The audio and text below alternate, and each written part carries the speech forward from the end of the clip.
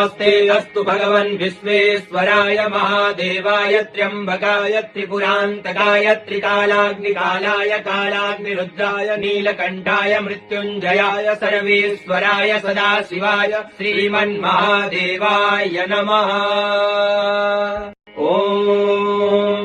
नमस्ते अस्तु भगवन् विश्वेश्वराय महादेवाय त्र्यम्बकाय त्रिपुरान्तकाय त्रिकालाग्निकालाय कालाग्निरुद्राय नीलकण्ठाय मृत्युञ्जयाय सर्वेश्वराय सदाशिवाय श्रीमन्महादेवाय नमः।